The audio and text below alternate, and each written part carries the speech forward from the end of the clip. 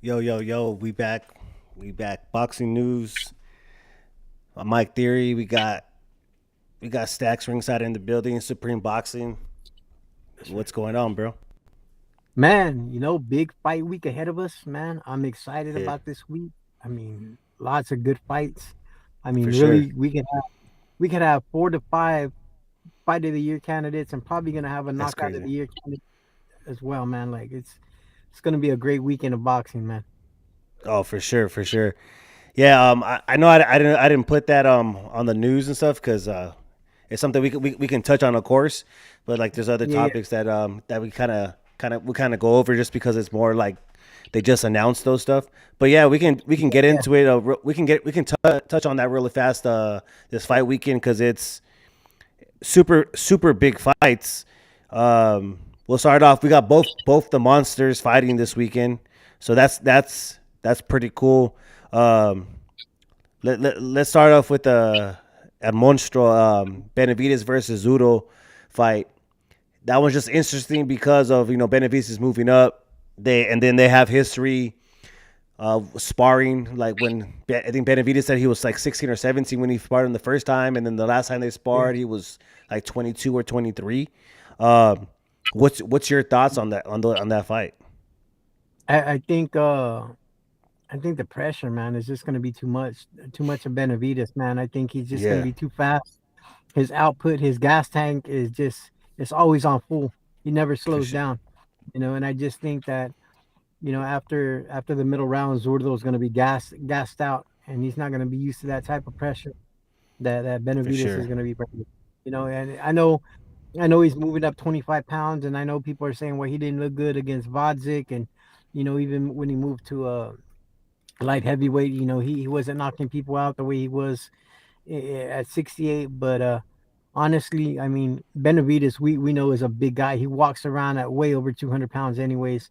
So I Yep. think he's gonna be more in his element. I think that the power, he's gonna retain more muscle and just have more power, and that the speed ain't going anywhere, man. So I just think it's No. gonna it's gonna be a long night for Zurdo, man. Yeah, I think so too. And there's ways Zudo can win. I just don't know if that he can sustain it. Like he has to break the rhythm of Benavides because Benavides, once he's in that rhythm and he's throwing those multiple combinations and he stays consistent with that rhythm, it's gonna be hard to beat him. So if Zudo can go out there and break the rhythm and clinch him, slow down the pace, because that's what he needs to do. He needs to slow down the pace, and I don't see him being able to do those type of things to win the fight. Because one thing is, yes, I know we had talked about this the last, like weight classes, right? Weight classes are there for a reason. But then you got those fighters that walk around at a bigger weight, right? And then they cut all that weight down. So you got to think about it when you're cutting weight.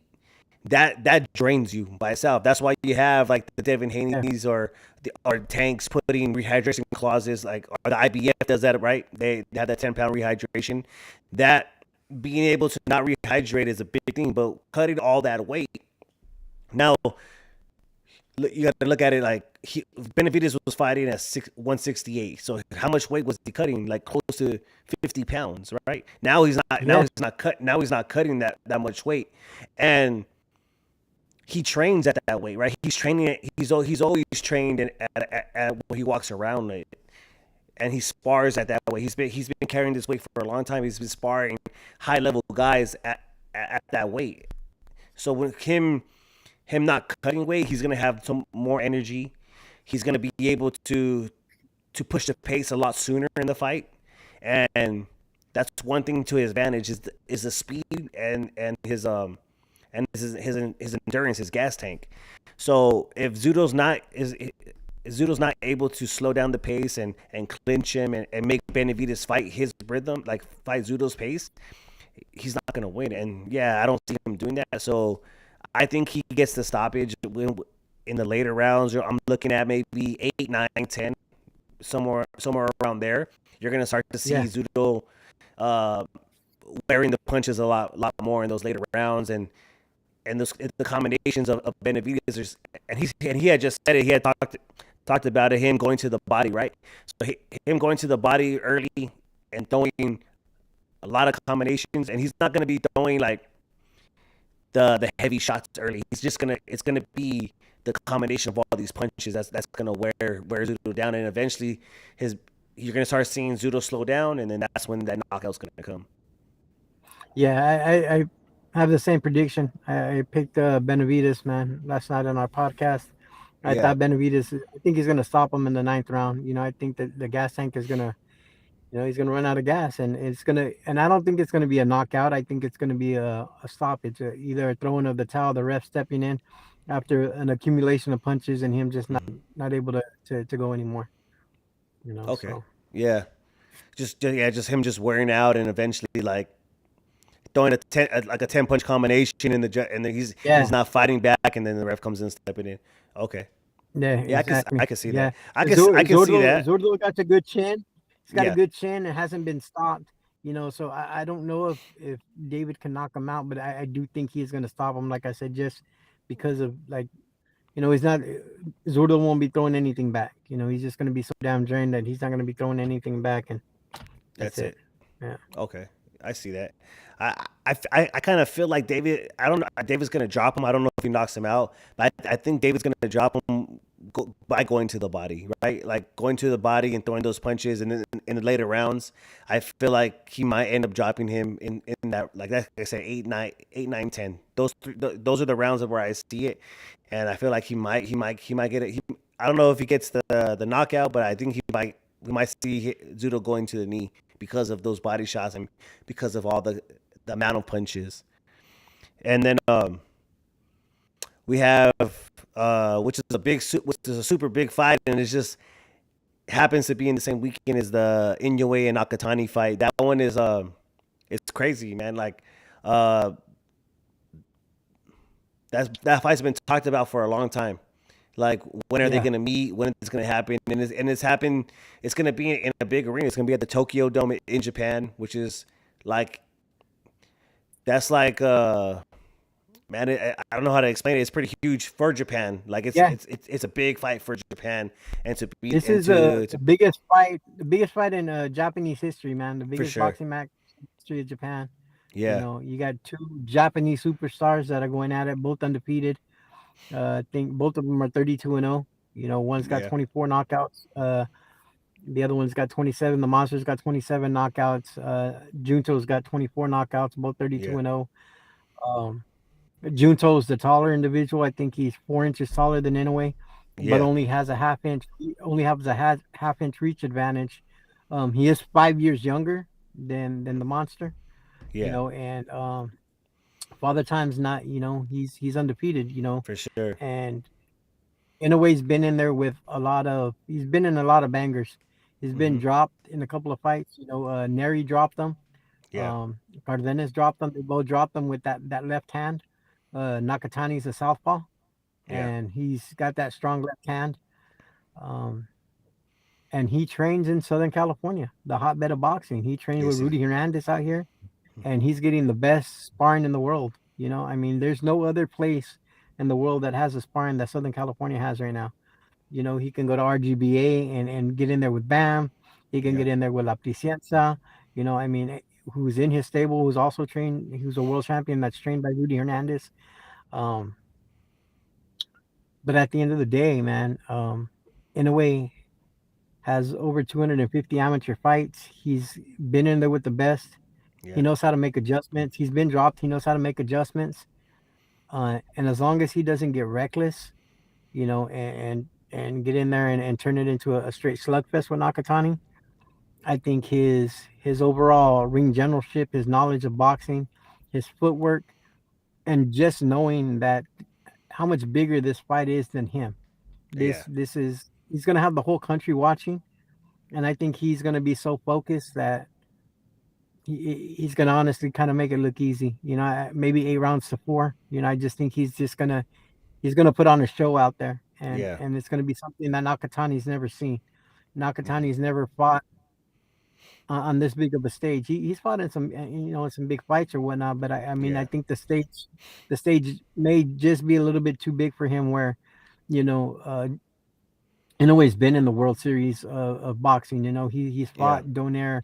He's been in those type of fights. He's come to the United States. He's fought at the StubHub. He's fought in Vegas. And I just think that this is his moment to cement his legacy. I mean, yeah, he's already created his legacy, but I think this is going to show the world, that this man's for reals. yep, And he has said he's going to fight one more time at 22. Um, and the only fight possible I see at 22 would be Bam moving up and him fighting Bam next year. yeah. Besides that, he'll go up to 26 because there really is nobody else in that division that can give in a way a fight.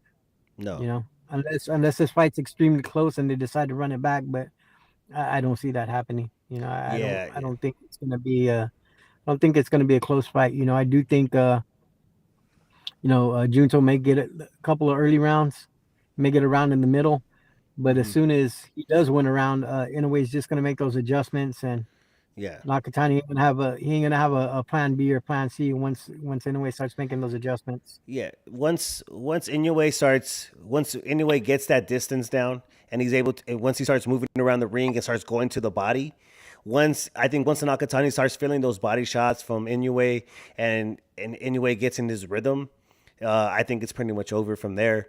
The thing that Inoue needs to watch out is when he coming in is the early rounds when he's gauging the distance, when he's trying to get that when he's trying to understand the distance, because he's been dropped with, like you said, he's been dropped with those left hands, and Nakatani is a good counterpuncher.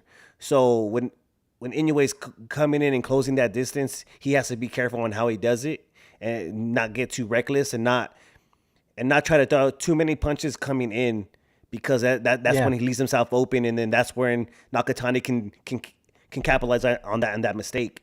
But once Inoue figures that distance out and he starts moving his feet, he starts going to the body. I think it's going to be a wrap. I feel like Inoue could possibly get that knockout in the later rounds because of those body shots, because of how devastating he goes to the body. Like yeah, his body punches are pretty deadly. So I feel like Inoue can possibly get that knockout in like the seventh, eighth round, somewhere around there.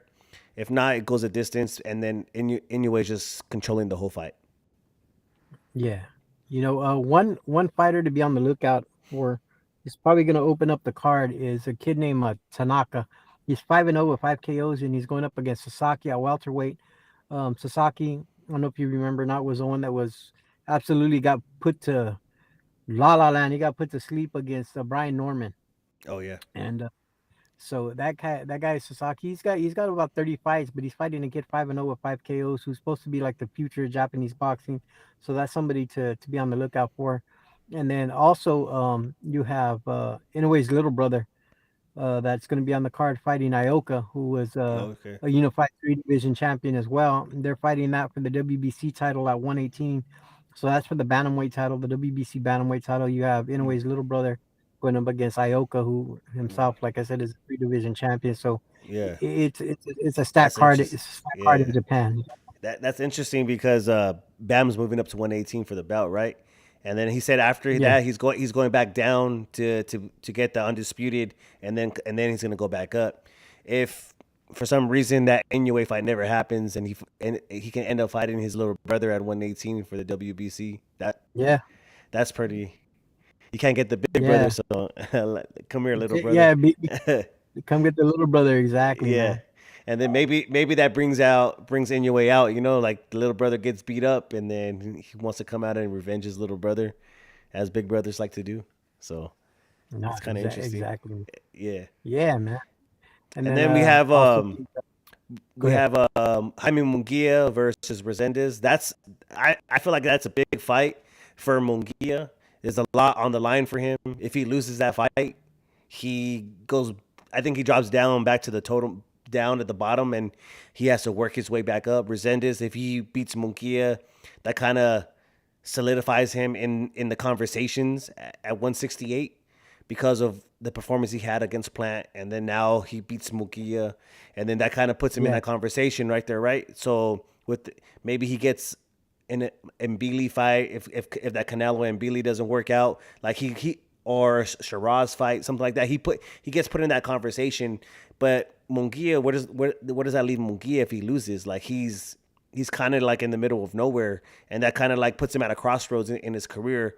Does he does he become a gatekeeper now? Does he become a journeyman? Does he become like where? Because he's getting older as well, and he, he's been knocked out already. He's been dropped after the Canelo, like after that Canelo fight. He's been dropped and he's been knocked out.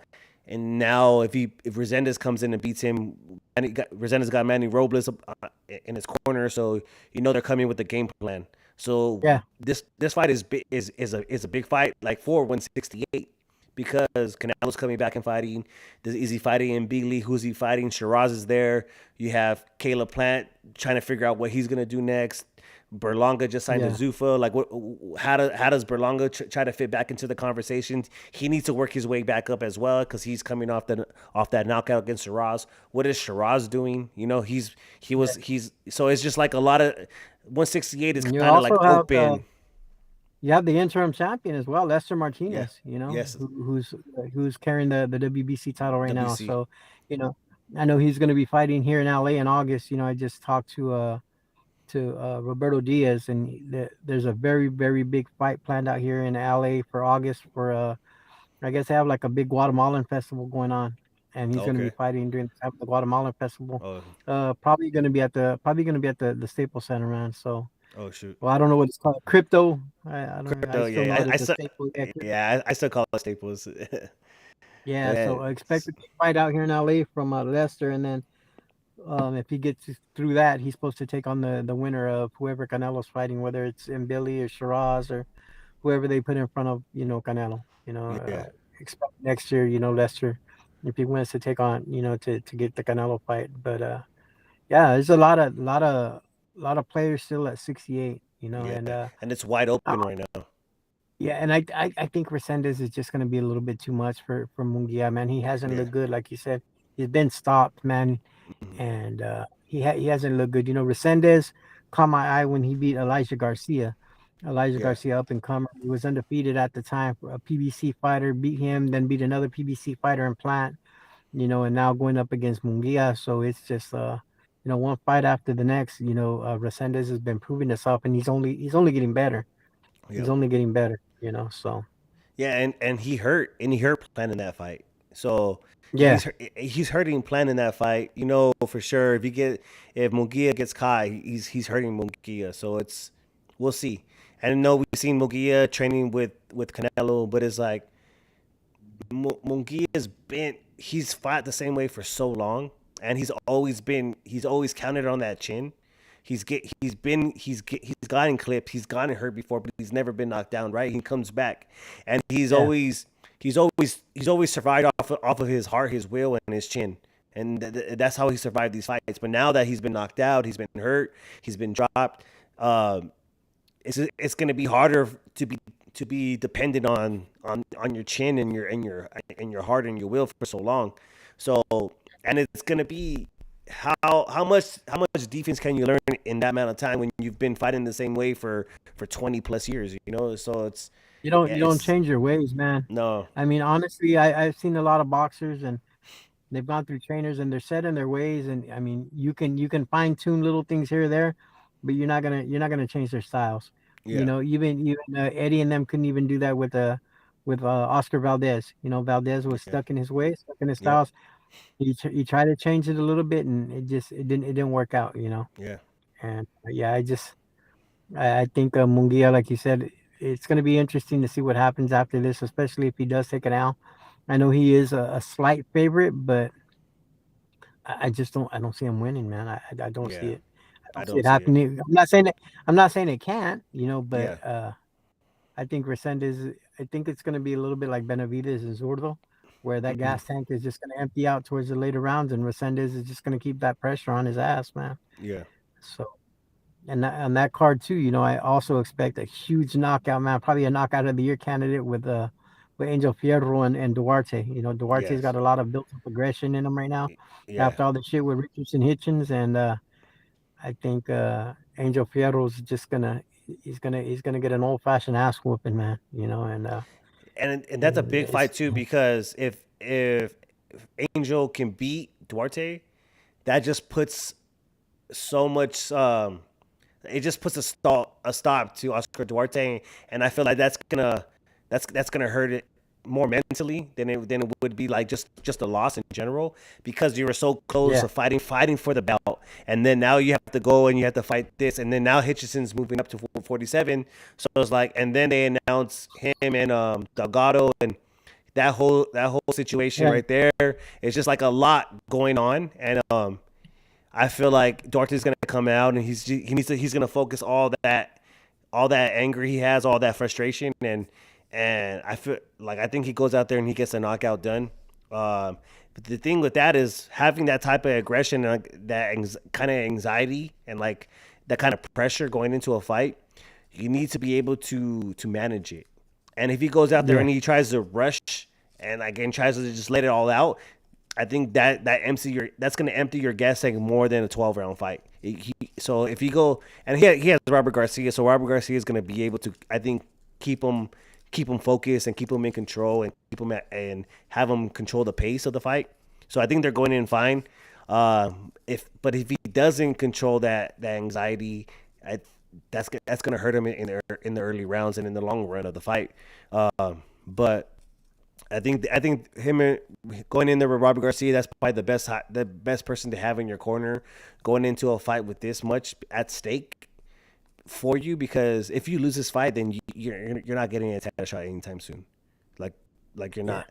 So you go in there, you win this fight, you're back in the mix, and if yeah, I know you don't want to fight your stablemate, but if you win this fight, especially with a knockout, then that can open up a different door to hopefully a different bout, or hopefully to an yeah. interim bout or something like that, and then it puts you now you have an interim bout, and then it puts you in the conversation of maybe finding somebody else, another champion.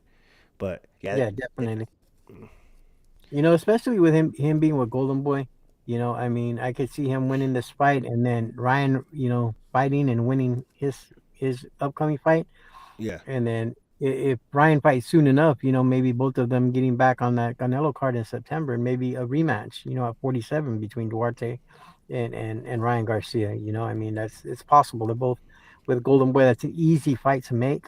yes, And Ryan already beat him once. I'm sure he has the confidence, but yeah, Duarte wasn't a pushover in that fight either. no, So definitely, definitely something just to put out there. I'm not saying it's gonna yeah, happen, but it's yeah. something that that we Hey, put you, out there. you never know if there's no fights available. There's fights available at 47 already for Ryan, but with the way things are going right now and how like negotiations are going. Every negotiation is public, which is so crazy to me. Where you just send them a DM and oh, we're in negotiations. Like, bro, you're not in negotiations. There's no contract. There's no just because you send them a DM. Oh, Yeah, we're in talks. We're in talks of fighting. So it's just like, and that's how a lot of fights get stopped before they even start because people want to go to social media and they want their name to be in the conversation in circulation. So it's like just because you send some guy a DM or yeah. you seen him at a fight and you guys talked about it, like okay, like that's A just lot of it's cloud chasing, man. They're just cloud yeah, chasing off names. They're throwing names out there, and it's like that's not the way it goes down. You yeah, make it like go. Close the door, get behind closed doors. Your attorneys, your managers, sit down with your promoters and make the fight happen. Because if they want it to happen, it will. yeah, I know for a fact. I know for a fact. Like I told you last week, Top Rank did not want Xander Zayas fighting Boots Ennis, yeah, but Boots wants this fight. Or not Boots. Xander wanted the fight. So Zan, so yeah, so Xander wanted it. He took the fight, and good for Xander. yes, I mean, it could that's be what, it could be it could be win-win. I mean, yeah, that's how you make your legacy. yes, People want to say, oh, why do I was asked before, why do people consider Manny Pacquiao a better fighter than Floyd Mayweather if Floyd beat him? And I said, well, it's not about Floyd's. I said, first off, that fight marinated a long time, but it's not about being 50-0. I said, out of something like 37 world championship fights that Manny Pacquiao had, I want to say 18 of them he was the underdog. The underdog, bro. Like, so Yeah, how many times you go in as a champion or go into a championship fight as an underdog, man, and then win? That's what makes him great. He wasn't scared to fight these guys at their prime. He wasn't scared to yeah, fight the Miguel Cottos and the Oscar De La Hoyas, and he the Barreras and the Moraleses, and like he wasn't scared to go in there. From the time he was at 118 to the time he was at 147 and all the weight yeah, classes in between. I mean, yeah. even It's below crazy. that, like he was taking on everybody and anybody, and he didn't back down. Nope. I mean, and that's what made him great. That's what made him Yeah, great. He took the fights, yeah, and no disrespect to Floyd. I mean, what he did. I mean, what he accomplished. He accomplished. I mean, I think he's a great fighter. And but when you take a look at it, Floyd went into every fight as a heavy favorite. He was never an yeah. underdog. No. Never an underdog. And I think that's where something like this, even with Xander, Xander's the unified champion. He's going in up a bit against Boots, and Boots is a favorite. Yeah, But what, like I said, good for Xander for taking this fight. yeah. That's So how. That's how you become a legend. That's how you become a great is by taking the fights that nobody else wants to take. yeah, Like it's hard to make a boots. It's hard. It was hard to get a boots fight. It's whatever. So take the fight. You're the champion, and everybody wants to say, "Oh, he's too young. He's a unified champion," and if you're gonna win, you're gonna win. Like that's just how it is. Like, and yeah, they're not that far off in age. Yeah, they're a couple years. Like, but it's like, hey man, like he's a champion. He's a step to fight. And I feel maybe because I'm a little biased because he's Puerto Rican, but I feel like it's not gonna be an easy walkthrough as everybody's making it seem to me. Like it's not, I don't think it's not bro. gonna be that easy. Boots hasn't fought that type of competition. Yeah. Boots hasn't fought that level of fighter. I mean, No. so, and he's moving up in weight. He's fighting a big super welterweight in Yes. Xander. Xander's a big super welterweight, bro. Like he's gonna get popped like he's never been popped before. Boots has Hmm. moved up from 40 to 47, and he hasn't looked the best against remedial opponents. Let alone somebody that's a unified champion that's been in there. Yeah. With good talent. This guy's they're both A level fighters, and that's the thing. When you get two fighters that are at that level, Yeah. anything can happen, and anything can happen. It's not gonna be a walk in the park. It's not gonna be a cakewalk. It's not like Boots is just gonna go in there and beat the shit out of him and that's it. No, like this guy's gonna punch back. He's gonna throw combos. He's gonna have defense. He's gonna He's a move heavy hitter. around. Like he's gonna Yeah. move And around. Yeah, he's not gonna stand there. He's not gonna be a punching bag. For yeah. Boots. He's not gonna get tired. Xander's not gonna get tired. He's gonna move around.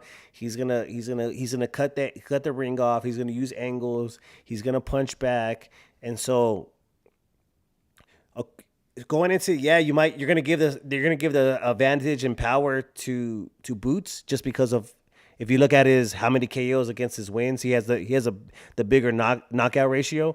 But you're going in there into a guy, yeah, that he's not known for knocking people out.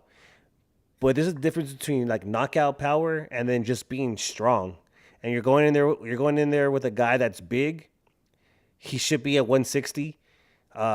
He's a big dude, and he's gonna be. You're gonna feel the weight behind the punches. So it's gonna be a different impact, a different shot that you're used to taking at the Yeah, 147. And then you're gonna be there with the guy that actually moves around the ring and actually is gonna box you and not just stand in front of you and try to bang with you. So that's the reason why I think it's gonna be a lot. It's gonna be a lot closer than everybody's making it seem to right now, and everybody wants to ride the Boots wave, which is cool. He's a good fighter, right? He's a good fighter. He gets hits a lot. It's boxing. Of course, everybody gets hit. You're gonna get hit. There's only a select few of fighters that don't really get hit, and that's very rare. You have what Floyd yeah, Mayweather, and then you have Shakur Stevenson, and then maybe you have another guy from back in the '60s or '70s or '80s or something like that. But like this is boxing. Like you're gonna get hit. Like you're gonna get hit. Like yeah. so. I don't know. I think it's a lot closer than everybody's everybody's making it out to be. Yeah, same here. Same here. All right. Well, Let's go into the first topic. We have they just announced, right, the AJ and Fury is supposed to be happening, right? But then all the speculation was coming out. But then Turkey had sent out a message saying that says that there are many people speculating on the timing of the Tyson Fury versus Anthony Joshua fight. No date or venue has yet to been confirmed. This is something I will discuss with the two fighters and Netflix, and then we'll announce to everyone. So, the, my question really is, we've been here before, right? We've been here before with the Tyson Fury and Anthony Joshua. How many times has this fight have been close to or done, right? Why now might actually be different? Like, what's the reason? What makes this time different than all the other times? honestly, I think that Saudi money is drying up, bro. We talked a little bit about it last week, man. But I think the Saudi money is starting to dry up. And honestly, the only place for this event to happen and should happen would be Wembley Stadium. You know, Yeah, it has to happen. It has to happen in the UK. I don't think the worldwide fans are as interested in it as it's made out to be. As real boxing purists and people that love boxing, of course, this is a fight that we've been wanting to see for a long time. But I think it's way over marinated unless it's in the UK, because the UK yeah, fans are still interested. Joshua was the golden boy. He won the gold medal during the Olympics back in I want to say, was it 12 in London, in the London Games. And that's what basically brought Matchroom to where it's at today, Matchroom Boxing. yeah, Eddie Hearn's dad was a promoter, but I mean, that's what put England, that's what put UK on that map, was all those gold medalists they had out of that 2012 Olympic team. And this is a fight. Fury has been, he's called the UK his home. The Gypsy King has called the UK his home for a long time. And yeah, this is a fight that's it's been years, decades in the making. for And sure. I think this now, like, it's time to cash in on it. I don't think either one of them are elite anymore, or can hang with these elite fighters at heavyweight. But it's a territorial fight, Yeah, a fight that that the UK wants to see, and yeah, they've been wanting to see it, so yeah, might as well get it done. and this is not like a Manny Pacquiao Floyd Mayweather situation because Floyd was still like he was still good to go, right? Pacquiao was a little older. He's like on a decline. I feel like both these guys are kind of at the same level. Like they're both on the decline at the Yeah, same time. So it's kind of like okay, but like, what makes this fight actually gonna? You think this fight's actually gonna happen now? Like, what's the difference between back then and now? like I said, they've got to cash out. I think this is it for both of them. So it's a one last big payday, and then they ride off on the wind. I mean, we've heard it from Fury several times. I'm retired. I'm retired. I'm retired. Yeah, Anthony Joshua, of course, after that car accident, him losing some close people, his trainer and some close people in that car accident yeah, in South Africa. I mean, that was more believable that he was going to stay gone for a while. But I mean, mentally, we'll see where Joshua's at in his next fight before he goes in it to it yeah, with Fury. And then we'll see if it's going to actually happen or not. I know I'm talking about the paydays and the yeah, big payday for both of them, but still, I mean, we need to see where he's at mentally, because that's one thing Joshua has lacked, was just that mental stability. I mean, we've seen it against Andy Reese going into New York, this last minute change, him coming to the United States for the first time. What the yeah, hell's going on? And him taking that L, and then now, like I said, just coming off this, these passing of his friends and everything, getting back in the ring. I mean, I'm sure all that stuff's still fresh in his memory, and yeah, for as sure, we know, boxing's a mental game. So we'll see where he's at after this next fight, this tune-up fight that for he's sure. gonna have, and then we'll really know if it's gonna happen or not.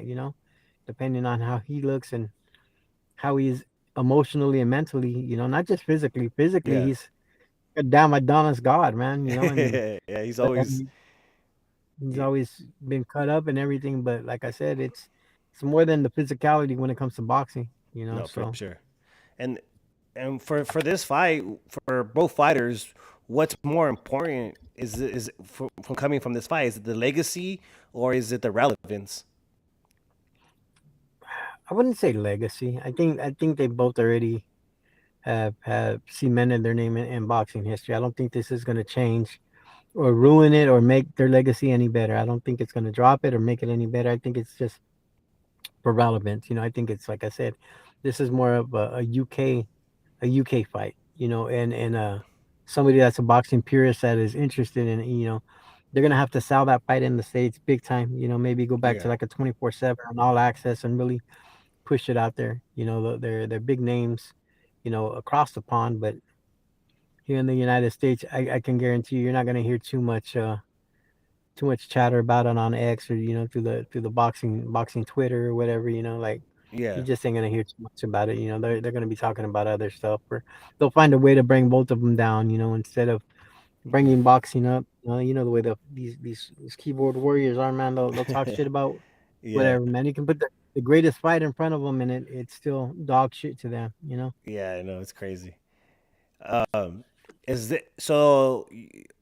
From what I'm hearing, you're saying that this is still the biggest fight in British boxing history. If they make this fight happens, this is the biggest fight in British boxing history. I wouldn't say the biggest fight in British boxing history, but it's going to definitely be up there. It'll sell out quick. It'll sell Wembley out quick. There's a lot of interest in it. I don't think it's necessarily the biggest one because there's no world titles involved. There's Yeah, nothing really going on. It's more of like a UK grudge match more yeah. than anything. Okay. Something that's, and I'm not gonna say it's over marinated, but it's just something that has to be done. And to me, it's like it's something that the UK wants. It's something that has to be done. Let's just go out there and get it out of the way. Yeah, I feel it. No, I agree with you. Yeah. I agree with you. Do you think this fight is still like a 50-50 fight? Yeah. Yeah. Yeah, Um. You know, Joshua, he still got that equalizer. He's kind of like Wilder. He's got that big punching power. yeah. Um, Fury can put on weight and go in there and lean on him and make it a hard night. Hmm. He can box too. Fury can stand on the outside and box as well. We've seen him on his toes. We've seen him boxing. It just with Fury, you don't know what you're gonna get. You can get the fat lazy type that's just gonna lay on you the whole fight and try to make it an ugly fight for 12 rounds, Yeah, or you can get somebody that's gonna box. Like you did against Anthony Joshua. I mean, not Anthony Joshua, Deontay Wilder. yeah, So we'll see. We'll see. But yeah, I think it is a pretty much 50-50 fight now. I mean, it could go either way. You know, yeah. it's they're both older. They're both on their decline. So Hmm. they're both on their way out the door. One foot out the door. So yeah, definitely. For sure. I feel you. Yeah, I'm with you. I feel like it's a 50-50 fight. Uh, I am leaning, I say 51-49. I'm leaning a little bit towards Yeah, Joshua. I'm just like he's been more yeah, active. He's been more active. He's training. He's been training with Usyk, and he's been doing all of that stuff. So I feel like it's just a slight advantage just to Joshua, but it's not that. I don't feel like it's a big advantage. I just give it maybe like 51-49. Like it's a slight advantage to Joshua, but definitely, just because definitely. he's been more active, and I do believe in ring rust. So that's the you saw it in the Fury fight, this last fight. He didn't start looking like himself in towards the end of the fight. He started feeling more comfortable towards the later rounds in the fight. Started moving around more, Yeah, started boxing more. So that that's ring rust. That's like your timing and all that and everything back in your rhythm. So that's the reason and why it's slight advantage to AJ. and Fury is a little chinny. Hmm. He was wobbled quite a bit. Yeah, By Usyk, dropped by Usyk. He's dropped by Wilder. So he can be hurt. He can be dropped. yeah, Like I said with Joshua, I think with training with Usyk and just having that extra power, if he steps back, uses his reach, finds that distance and cracks him. I think he could still turn Fury's lights out. Yeah, same thing. And that's why I feel like it's so close because the same thing for Joshua can be said, right? We seen him get dropped by Dubois. We seen him, and Andy Ruiz knocked him out. Yeah, So it's like, and that's why this fight. So it makes it. I think it's a little more interesting now in their career because of all these yeah, injuries they've had and because of where they're at in their careers. Uh, was it a bigger fight now or 5 years ago? I would say I think it's a little bit bigger now than it yeah, was 5 years ago, just because of the state of UK boxing is getting bigger. Like Conor Ben's like kind of in the news everywhere coming over. Anthony Joshua just beat the shit out of Jake Paul, so that gave him a whole new audience looking at him. Everybody that yeah. wanted Jake Paul to lose, they got what they wanted, and now they're kind of like looking at Joshua. So it's like I think it's a bigger fight now just because of all like what's going on, and with the social media Exactly. presence and all that. So and it just makes a more level playing field now than it did back then because of where they're at in their career, and then also makes it bigger because of the eyes and everything going on. Not exactly. Yeah, I'm with you on that, man. 100. Yeah, and then we got the is this the next conversation, next topic. We got the is this real or is this clout? Social media versus reality. Are we watching negotiations or are we watching just like people promoting themselves, right? We had the ring inside the ring, whatever. Mike Copen, I forget how I Coppinger. can't Coppinger, yeah, talking about how Devin Haney and Shakur Stevenson are in preliminary talks, but then we had Shakur Stevenson tweet out that this is fake. And honestly, when I first saw the clip, I was like, nah, this fight's never gonna happen because if if the conversations with Ryan fell through because Shakur wanted it at 144 with the rehydration clause, Ryan's never gonna do that again because we all will also happen with the tank. You think Devin Haney's gonna cut that weight and be on a rehydration clause? There's no Hell way no. Haney's gonna do it. Hey, No Haney's way. bigger. Haney's bigger than Ryan. Like he's like his body type, right? His frame is bigger, and that's why it was so hard for him to make those weights early on, and that's why he moved to 47 before they did, and before Ryan or before any of these guys moved to 47. So when I heard it, I was like, "There's no way! Like, there's no way this fight's gonna Nah. happen. It's just talk." And I don't know You know, why Mike brought it up or Coppinger, whatever. Coppinger and Shakur have history. They Yes, have beef, man. yeah, And where he's cussed out Coppinger in the past, and like yep, has just refused to do interviews with him just because yeah, Cop runs his mouth, and that's just the yeah, way Coppinger is. I mean, and he rubs a lot of people the wrong way. yeah, Is what I can tell you. I'm not gonna discredit the work he's done in the boxing world and what he's done in the boxing community, but he's rubbed a lot of people the wrong way on his way climbing the ladder to where he's gotten to. So, and including fighters. yeah, for sure. So yeah, I just I take everything with a grain of salt now. Even with the Ring magazine, the Ring magazine used to be one of the most prestigious magazines where you could go to and you could look for. And even now, they can't get their stories straight. They're constantly changing their stories, dropping fights and dropping rumors, or this is happening, then it's not happening. This is happening, it's not happening. Yeah, Honestly, ever since Turkey bought the Ring magazine, it doesn't hold the same relevance to me than it did in the past. I mean, that's where you could look to for the actual facts in the boxing news. It was yeah, real journalism, real writing, real, and now it's like a goddamn National Enquirer now, boxing to me. And that's just my personal opinion, bro. yeah. I feel it because it's like what I heard. It is like if you followed the actual fighters, you kind of know like that fight's not happening. That's not happening because of who you're talking about. You're talking about two guys that that think the same way. That they're both the A fighter. They want to be the A side. They're both the A sides. Yeah, They're both this. So like one is at 47, a champion at 47, and then the other one's a champion at 40. Like, and you have one that he's talked about it. He's went on the Joe Rogan podcast. He's went on different avenues saying that the only way he'll fight anybody at 47 is at a catch weight 144 with a 10-pound rehydration clause.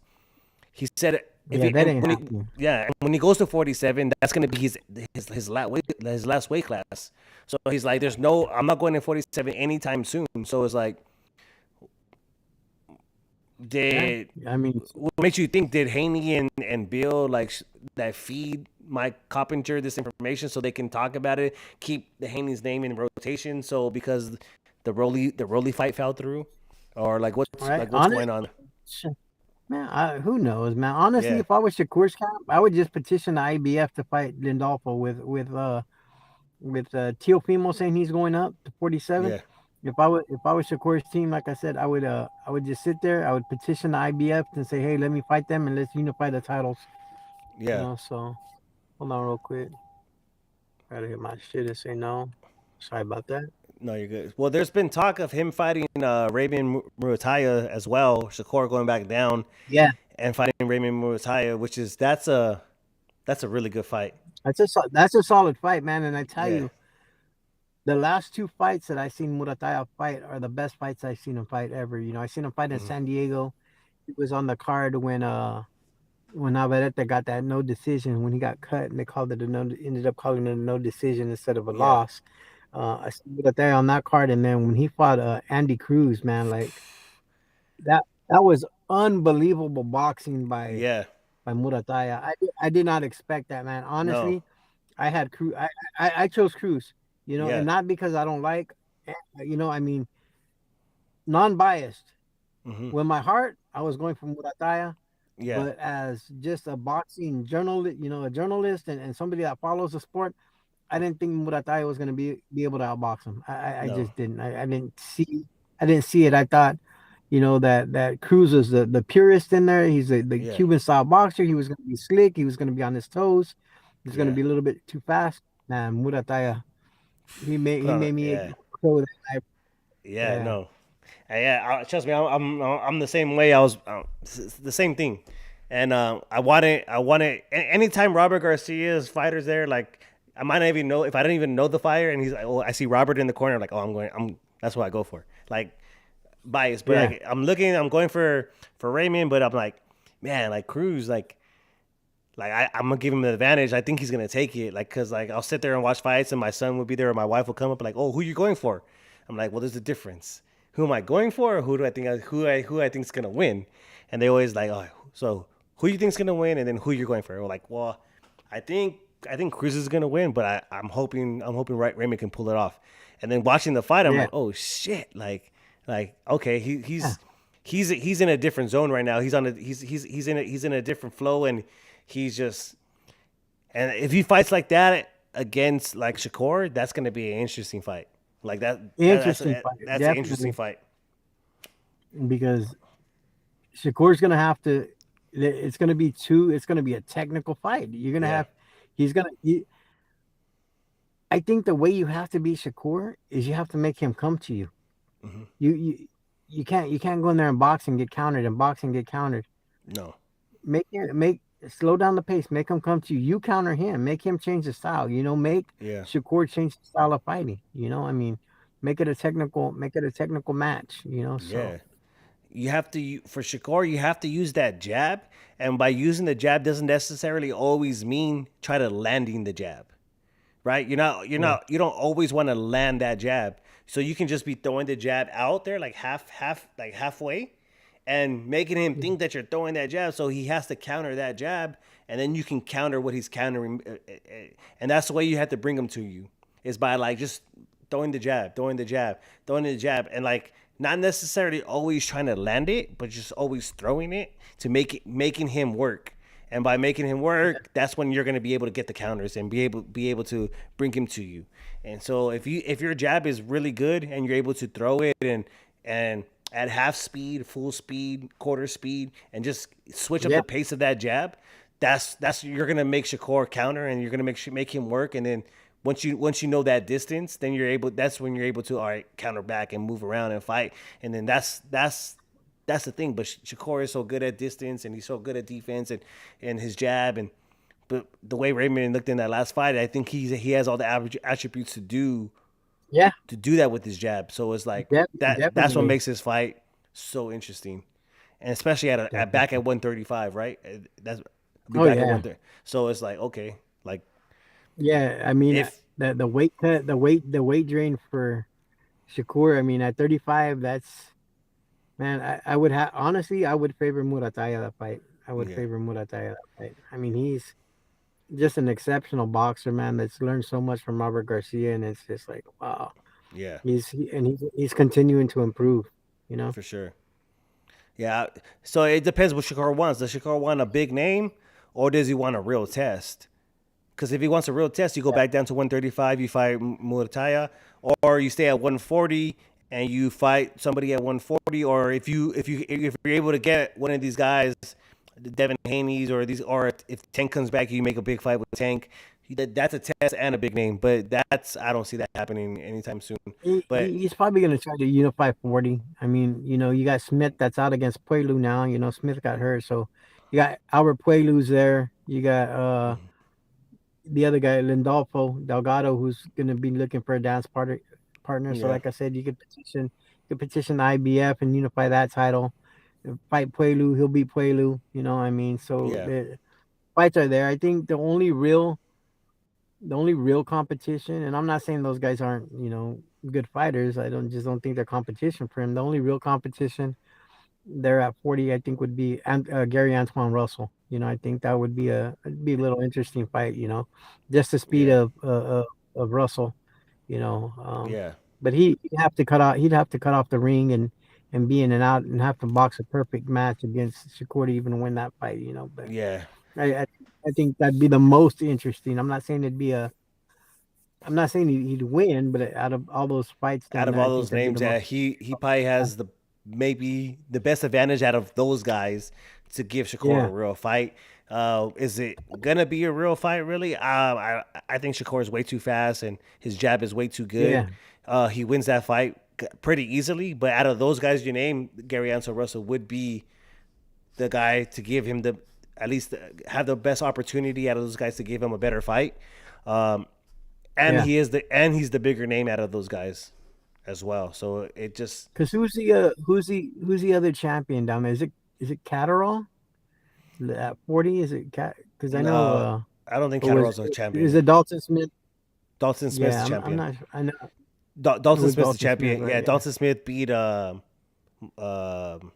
Puerto Rican. What's his yeah. name? I know who I you're can't forget talking his about. name right now. Matias. Matthias. Yeah, Yeah, yeah. Dalton Matthias. Smith. Yeah, he beat Matias. But Yeah. yeah, So, we'll go but to yeah, that the that that, that okay. division is there. That division's there for the taking. Yeah. For Oh, that ain't yeah. nobody stopping Shakur at 40 right now. Nobody. No, no way, no way. We'll get into the conversation. The last take. We're gonna listen to this first, and then we'll listen to the other one, Okay. and then we'll get into the conversation.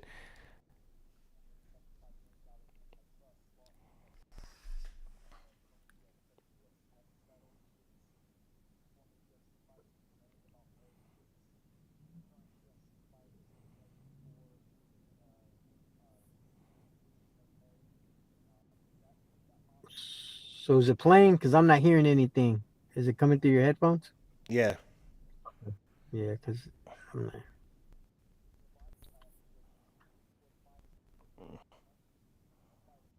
Let me see.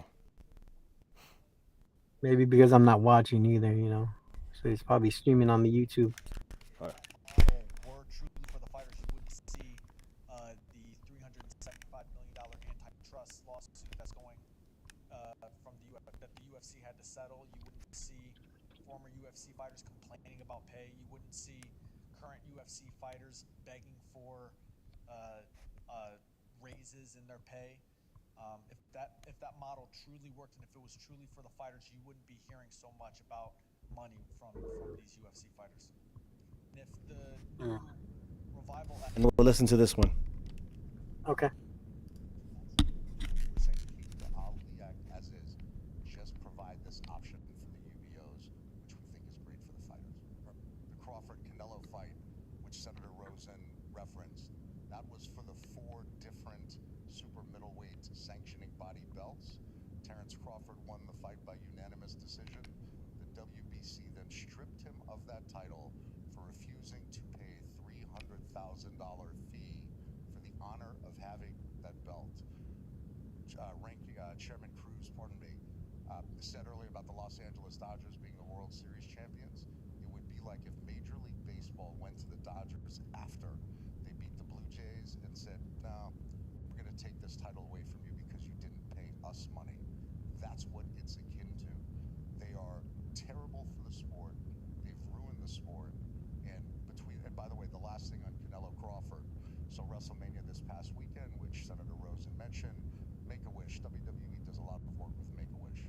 John Cena in particular has made more wishes happen than any other human in the existence of Make-A-Wish. Make-A-Wish, a nonprofit organization, they bought $2,500 of tickets. The WBC for Canelo Crawford, they hold themselves out as a nonprofit. They purchased $265,000 of tickets for that event and insisted upon a suite for the president of their company. It's a mess. It's not just health and safety. We all want more health and safety. It's about presenting an option. And by the way, if fighters want, as Mr. De La Hoya said, they want to fight for those belts, please feel free. We're not saying get rid of them. We're saying keep the Ali Act as is. Just provide this option for the UBOs, which we think is great for the fighters. The Crawford. Oh, So, what do you want to talk about? Where do you hold want to on. start at, man? Hold on. It was playing again in my ear. All right, let's Yeah. we'll start from how it is like um what the Muhammad Ali Act, the Muhammad Ali Boxing Reform Act actually protects. Like what does it actually protect? We'll start from there. Okay, so what the Reform Act is going to do is it's going to basically raise insurances a lot more for the fighters. That where local club shows will basically be out of being able to do it because they'll have to raise so much more money for insurance. I think the limit is like I think that I'm not for sure, but it's a like an extraordinary insurance for each fighter, something like $1 million bond or something for each one, and they're not going to be able to do that, and they have to put a percentage of it up front right to the commission.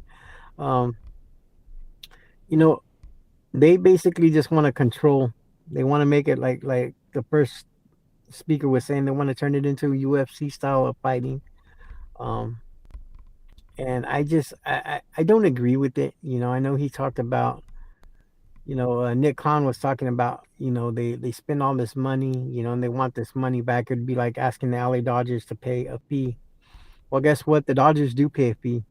But they pay it throughout the season, and they pay into their basically to their unions, to the ML, the MLBA, to the players associations, and that's what gives them their funding. That's what gives them their insurance. That's what gives them their stuff when they retire. These retired players can have this funding and medical because they do pay into it.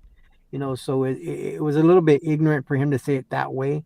Well, you won the World Series, so now you're gonna give us money. Well, instead of the WBC collecting from all these fighters throughout the years, they collect from the champions, and that's what goes back into the funding. It goes into a lot of services that studies they do at UCLA. When Boom Boom Mancini beat Dooku Kim, the it was the WBC that took the championship fights from 15 rounds to 12 rounds. They're the ones that put the fourth rope to make the protection for the fighters with that fourth rope. um, they're the ones that changed the same day weigh-ins to having the weigh-ins the day before to allow these fighters to rehydrate an extra day, and they do a lot of studies. They do a lot of stuff that isn't talked about for the fighters. They do a lot of stuff for families. They do, with Israel Vasquez, they continue to take care of his medical bills. They took care of his family. With Paul Banky, man, Paul Banky's a local world champion from around here. A lot of people in Southern California know who Box Fam is, who Paul Banky is. Paul Banky was strung out on dope, man. Paul Banky was a heroin addict. They got him off the streets. They put him in the AA. They got him his house. They got him a car. They continued to help Paul Banky and take care of him. Chongo Carmona is another one. Adonis Stevenson is another one. They help in so many ways and do stuff behind closed doors. even for members of the boxing community. And I can attest to this personally because Mauricio Suleiman and the WBC took care of everything for me when my wife passed away. My wife passed away 2 days before Christmas in 2020 from COVID. And before when Nancy started the PayPal for me, 5 minutes later I shut the PayPal down because Mauricio had already made the donation to take care of everything. And I didn't want to take extra money or whatever. I didn't start the PayPal, I didn't ask for it, but Yeah. they took care of everything. And I'll always be thankful for Mauricio and the WBC for that. I've gone with them and Jesse Vargas and Timothy Bradley and other fighters in Las Vegas to go to Children's Hospital to donate, to give stuff to the kids. They give money to St. Jude Foundations.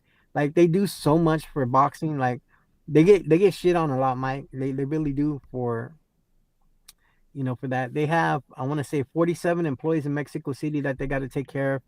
Plus worldwide they have a lot of employees. They have rating committees, and people don't understand how much money they're getting from getting these belts.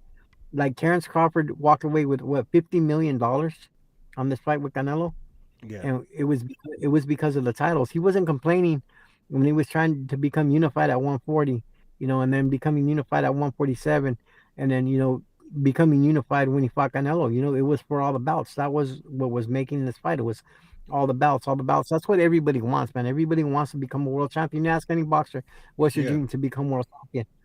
And out of that, I can guarantee you almost 95, if not 100%, if you're Chicano, Latino, whatever, they all want Hmm. that green belt. They all want that Yeah. WBC belt, man. That's the belt that they want. Whether you're Puerto Rican, Mexican, Latino, Mm. I want that WBC. I want that green and gold. That's Yeah. the prestigious belt in boxing. And that's what makes you money. That's what makes you who you are. Even, when Canelo was fighting Plant, right? And Plant asked for $10 million. To Yeah. me, it's like give Plant that money, because once Canelo becomes unified world champion, that's going to be the biggest thing in his career. And look at what happened to Canelo. He became the face of boxing once he became unified world champion. He was already on the move up. He broke Yeah. away from Golden Boy, started fighting these fighters. I wasn't liking the fighters that he was fighting at the time, but he strategically did it to collect all the belts. What was he doing? He Yeah. was collecting all these belts, and once he got that fourth belt and became undisputed, man, the guy became a superstar, and that's what people don't understand. Like, and people want to say, "Oh my God, 300,000, 300,000." To me, for me or you, $300,000 is it's a lot of damn money, Yeah. But when you're making 50 million, to put it into perspective, man, that would be like you winning a $50 scratcher, bro, and me telling you, hey, can I borrow a dollar? Can I have a dollar? And you'd Yeah. be like, big hell no, that's way too much money. No, no, absolutely not. Like, bro, like it goes to a good fund. It goes to good thing. They help out a lot, man. That's all I Yeah. can say. I mean, even Eh, like Pritchard Cologne and his family, they yeah. continue to help Pritchard Cologne and his family. Uh, Mike McCollum, the Bone Crusher, he's had Hmm. several problems with his health. They continue to help his family, and it's just a lot of stuff that goes on behind the scenes that people don't know about. And I can Yeah. guarantee you, bro, like you ever want Mauricio on the show, you let me know, and he'll sit down and talk to you, and he'll tell you the truth, bro. Yeah. And you question him, and he'll sit down and talk to you, bro, because he's open, he's transparent, and he'll talk. And I think that what's going to end up happening, in my perspective, it's going to be one of two things is going to happen. The United States is really going to lose boxing because the Ali Act and Congress, what Congress has to say in the Ali Act only has to do in the United States. What's to say you don't start moving all this shit to Mexico, to TJ, and TJ Yeah. become the new Vegas? They don't have no jurisdiction in Mexico. They ain't got no jurisdiction in London, in Riyadh, anywhere else. Yeah. No, those rules are for here in the United States. You know what I'm Okay. saying? And they could easily do that. The second thing, the WBC is continued to. Now you got Conor Ben coming out saying, "Hey, I want to fight Ryan. I want to fight Ryan." Guess Yeah. what? The WBC is going to continue to rank him. They're gonna make Dana make that decision whether he wants to play ball with these sanctioning bodies or not. Yeah. He's already come out and said like, "Oh, that's not right. That the IBF stripped J.O. Pataya, this and that, blah blah blah." Hmm. So in the long run, I think what's going to happen is they're going to use Zuffa as a farm system, and the big championship fights are going to be shelled out by Turkey and the ring cards. They're going to continue to have these Yeah. big ring cards where they're going to pull these Zuffa fighters to fight for the championship to continue to and which for me, which is fine because it's still continuing to grow the sport. But that's the only option they're gonna have. They're gonna have to play ball with these sanctioning bodies, Yeah, and that's all there is to it. I think their perspective of the sport was we can change it, put the ball in our court, we can do what we want, we can control the sport. But honestly, I don't think they thought the process out so much. I mean, he's putting on shows, but these shows really ain't doing much. The gates aren't much at that little apex that they have for the UFC. You got Jo Pataya fighting in front of 400 people, and the place still ain't sold out. I mean, because the tickets are $350 to $400 a pop. Like yeah, it's they've got to learn. They've got to learn the sport, and like I said, it sucks when you got somebody like Conor Ben getting paid $15 million for one fight, and you get 10 or 12 UFC cards, and that's how much they're making for all 10 or 12. That's how much they're putting out to these fighters for 10 or 12 cards. I mean, every fighter on there. So I'm sure these UFC, these MMA fighters are seeing it too. And it's just going to be interesting to see how everything plays out. It's going to be real yeah, interesting, man. yeah. And I I I do. see I Go ahead. see I see both sides. Like I see both sides and I get it. And then as a fan, for me, it's very simple when it comes down to more boxing is better. Like for me, that's how I see it, and I get both sides and where they're coming from, and I grew up watching boxing. I started watching UFC a long time ago. I've been watching UFC since like UFC 5. So I've been watching it for a long time. Yeah. I know like how I know where it started and where it is now. Um, and I get it. And like when you see like the structure of how they I'm not saying like the pay structure or anything. I'm just saying how the structure, how the fight and the fights, and that's what I want to see. When you see like number one versus number two, lately it's been different. Dana White is not really running UFC anymore. He's like been promoted, and he's came out and they talked about it, where like Hunter Campbell is the one that's booking these fights now, and so Dana White's not really booking fights anymore. He's like more focused on the Zuffa and the power slap stuff now, and that's what he's booking. But when there's no other way. Like if you're the champion, you're fighting this guy. You're one, you're fighting this guy, and that's kind of like that's the difference, and that's what we've seen that kind of turn with the Turkey stuff. Like Tim paying the money, so we're getting the guys actually that we want to see fight now than later on. And maybe, and then we're seeing it more now, right? We're seeing it more. Matchroom and PBC and they're all working together now, because why? Yeah. Everybody has a common enemy. So it's like, hey, let's Yeah. work together. Let's fight. Let's get these fights among our guys, and let's push this out, which is actually working out better for the fans, right? Because Yeah. So, we're actually getting the fights but that we want to see. yeah, and the thing though with Zufa, and with the UBO, what the UBO does though is it takes away the state athletic commissions. It takes away all the rating committees. So like in the WBC, you have a rating committee. All the sanctioning bodies, you have rating committees. They all talk on how these fighters are going to get rated, Yeah, right? Well, with the UBOs, you don't worry about the sanctioning bodies. You don't worry about rating committees. You don't worry about the state athletic commission, because now it's a universal boxing organization. They have their own basically commission, their own judges, their own refs, yeah, and their own rating committee. So if they don't like you, man, they're not gonna rate you, or maybe put you on the shelf where you only fight once a year, yeah, or say you go in and you take it out, and then you don't fight again. And so if they like you, they're going to rate you higher than other things. And I'm not saying that doesn't happen with the sanctioning bodies, hmm, because you see the ratings all over the place. When you look at the WBO, WBA, WBC, IBF, yeah. they've got all kinds of different people in their rankings. it's just Yeah, it's because you, just you can be ranked one in WBC, and then you go to WBO and you're like fifth. So it's like, yeah. So yeah, yeah, they're all over the place. But the thing is like, I think they want to have more control. I think it's just more of a control thing right now. But and I do like that. Don't get me wrong. Like I told you last week, man. I got yeah, friends that work there. We both know Chuck, man. We both know yeah, Mike. Hector works out there. they've given fighters that we both know chances. Yeah. Like I said, Pablo Vio, Abel Yeah. Mejia. The list goes on and on. They just signed Brandon Yeah. Lee. So what they're Yes. doing and getting these guys fights, man, to me that's a good thing. But you still gotta, to me, the history of the sport, the sanctioning bodies. I mean Yeah. that is boxing. I It, don't really it, think that. I don't really think the Ollie Act has to be changed. yeah. I mean, let them vote. Let them vote and bring them and consider them an organization. I Yeah. mean, they're basically what they're doing is changing. They're their own promoter. They're managing. They're promoting, and they're breaking the Ollie Act. That's why they're trying to reform it. You know, they're gonna pay you what they want to pay you, and that's it. There's no more negotiations. And this is what you're gonna get. This is your contract. We're your manager. We're your promoter, and and you'll be our own champion. Where right now Yeah. you can't do that. That's what the Ollie Act. That's what it was built for, to keep managers and promoters from working together and fucking the fighter. Yeah. Basically. So you can't manage, promote, and be, yeah, you'll be Golden Boy's world champion. Like, so basically, they're breaking everything the Ollie Act stands for.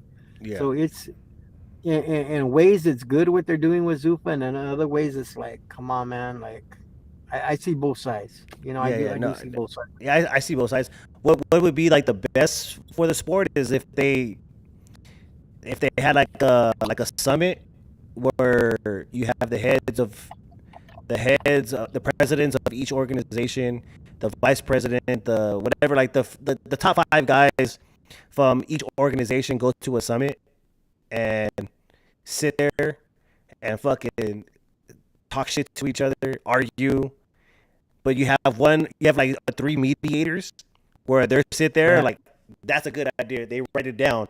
So the three mediators will have a list of like 20 things, right? So it's gonna be like the organizations, right? I might have 20 things, and out of the 20 things that I think that are good for boxing, you might only have five that are on my list, but you have 15 that are different.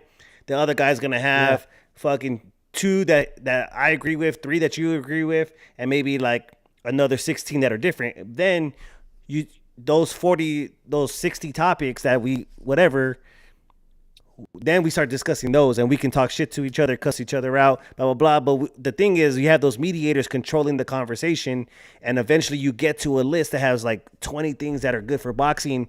And then you go through the Ali Yak and you go, okay, look at these 20 things, they fit here, but this doesn't fit there.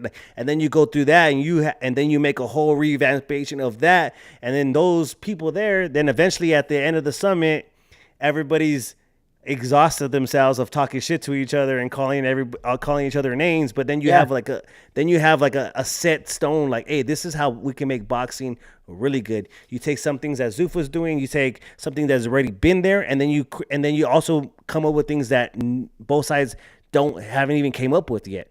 And then you can kind of put all that together, and then you make one thing, but you still keep it the way it is. The organizations, because the bouts are the bouts, right? The bouts are the bouts. And then Zufa, you can kind of treat that as, if they want their bout, that's cool. You can kind of treat that as an interim bout, or like a continental bout, or a gold bout, or something like that. And eventually, like, hey, look, exactly. the Zufa champion, blah blah blah, is gonna fight, and he's number one contender for whoever, like, like, and you kind of go that route, Yeah, and then that's just kind of how, like, see, it's good because yeah, that promotion that Zufa has, that's something that really can't be beat. That's one thing they have really going for nah. them is how they promote the look what they did with Power Slap. Power Slap was, are you kind of familiar with the Power Slap? Oh yeah, Yeah. my Yes. homeboy's a champion, man. Oh yeah, Isaiah yeah. Quinones. Oh yeah, yeah. That's So the homie. yeah, He's on the pod, and yeah, so like when he said, like, when he first started Power Slap, he found, or slap fighting, he found that on Craigslist, and they started fighting on yeah, Craigslist, getting paid, and then Dana took it over, and it blew up. Like, and it's one of the most viral things on the internet right now, right? And that's because of the yeah, promotion. That's something that they're good at, right? They're good at the promo stuff, and promoting things. So, like, I don't know, if they all get together, I know people don't a lot of people they don't like working together. They want to, and that's how it is in the game too. That's podcasting and social Yeah. media. Like everybody wants to keep their secrets to themselves and like the way they promote. So it's like I get that too, and that's just how a lot of people work.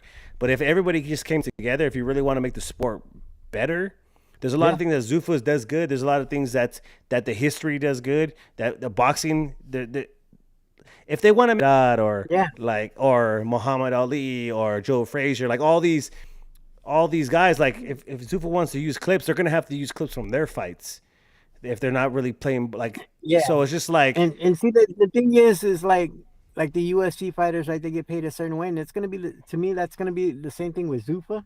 mhm, And this is why I'm telling you, I think it's gonna end up being they gotta negotiate and play ball with the sanctioning bodies and do like these ring cards because yeah, of the fact that say, okay, you're under contract with us, right?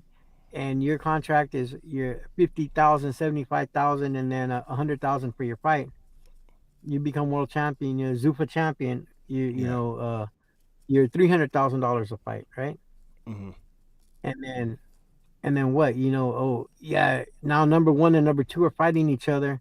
Zuffa's taken over, right? Because now there's no more other boxing entities because of the law, the Reform Act. yeah, But you're locked in for 300,000, and you're selling out T-Mobile Arena, and they're making hundreds and hundreds of millions of dollars, but you're walking away with 300,000, right? mhm, Where 35-40 million dollars. You know, even on the low side, you're fighting a lower world champion. You're making 15, 20, 30 million dollars, right? Now, mind you, you know they want to sit there and compare. You know, say, hey, well, they wanted to ask Terrence Crawford for 300,000. We'll say Terrence Crawford is a Zuffa champion fighting the number two Zuffa contender. Now, would you rather lose a 300,000 out of that 50 million, or would you rather, get paid 10 million and lose $40 million? You know, yeah, you gotta weigh out the options. And the only way for them to make that money is if they cross the street and play with these sanctioning bodies. You know, I mean, because you know how much money is potentially out there. Shit, these guys can't yeah, even wear a sponsor. They got to go in there with the white or black T-shirt and with the yeah, and the Zuffa trucks. You know, I mean, so there's more to the business. You know, there's yeah, more to the business, and I think there's a bigger picture. And like you said, they all got to get together and mhm, work together, bro, because that's the only way we're gonna raise the sport up. I don't yeah, like I said, there's good things Zuffa's doing, there's bad things that they're doing. You know, and yeah, it's not necessarily the what they're doing with the fighters because right now basically it's a 360 promotions on steroids with a couple of big names in there. yeah, You know, for and sure, and they've got to. I want to see it grow, yeah, but also I also want to see these local club shows like DMG that I work with, and some of these other guys that are here, Paco Presents, and certain stuff that have club shows. I want to see them grow. I want to see all the boxing grow. I'm a yeah, boxing fan. First and foremost, before anything, man, I'm a yeah, fan of the sport, man. yeah, for sure. Like you said, you got to just see it grow, bro. Yeah, I know. I agree with that 100%. I've had a couple of, like, you already know. So a lot of the guys that I know that went over to Yeah, Zufas, I've had them on the pod, and I've asked like, what's the biggest difference they've seen, and pretty much across the board, every answer is just like how they get treated, and then and when it comes out when they say how they get treated, is like they got to use the Performance Institute, which is like over there they have chefs that cook them their meals. They have dietitians that yeah, give them a meal plan for cutting weight. They have massages. They have recovery stuff, and all that is yeah. They're not paying it out of their pocket, but it's kind of pretty much that it goes. I look at it the same way as like, all right, we're using Crawford that example, right? So Crawford got his 50 million. Now they want WBC wanted the 300,000 their pay, right? So instead of them charging you to become a champion, they're already like kind of working that into the factor that we're going to pay you this much. But the reason why we're taking a lot of overhead is because look at you have all these facilities that were given to you, which is cool because for the yeah, all of them say like hey, when they moved to Zuffa and they actually get meals sent to their house. So once they sign the dotted line and they book that fight, they get sent meals. So like meal preps to their house, meal prep. and those Yeah, and those meal preps are gonna last them their whole training camp. Which is like, and they're like, and so they all don't right. they don't pay for that. Yeah, They don't pay for, which is cool because like a lot of the fighters are paying for They have to pay for a strength and conditioning coach. Yeah. They got to pay, and so if you go to the Performance Institute, you don't pay for none of that. So that's that's something And that see, they've that's all that's the said. good thing Yeah, for these young fighters. You know, that's a good thing because that's yeah, money that's not coming out of their pocket. So, yeah. like I said, there is a lot of good things that they're doing, especially with these With younger the fighters. So, like I youngers, said, yeah, you know, it's that's the almost like key. to me, it's kind of like right now, it's kind of like split in two. You have the minor leagues, Hmm. right? Zufa, but then you have a couple of the big names that are getting the big money, and again with Conor Ben, it was on a ring card. You know, when he Yes, fought. If he fight, and like I said, if he wants to fight Ryan Garcia, if he wants to have these championship fights, the ball's in their court. They gotta yeah. decide how they're gonna play this. So I'm real interested to see what Dana's next moves are gonna be.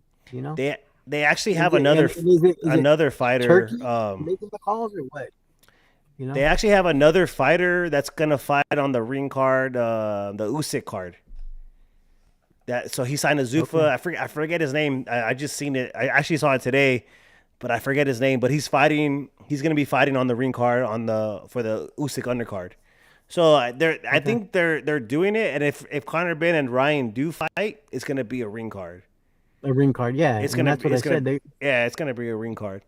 They're gonna end up having to find a way to circumvent everything between Zufa with Turkey, the ring. You Yeah, know, it's kind of because right now it's kind of all tied into one. You know, yeah, so we'll you know, a lot has to, you know, yeah, and it's bigger than just that. You know, I mean, yeah, it's so much bigger where we could talk all night about like just the politics of it, the money, the yeah, insider trading, the Paramount deal with Warner Brothers. I mean, there's a lot behind the scenes that even I don't know too much about to speak on. Just what I've yeah, I've read, the different lawsuits that I've read, and the stocks being traded 3 days before Paramount took over Warner Brothers, and stuff getting leaked out of the White House, and the ties with the Saudis and TKO, and just the political side of it as well. So yeah, it's like I said, you have, and what's sad is that it's a sport that we love, and people that we know that are with Zufa, and yeah, guys that we've known and we've seen grow up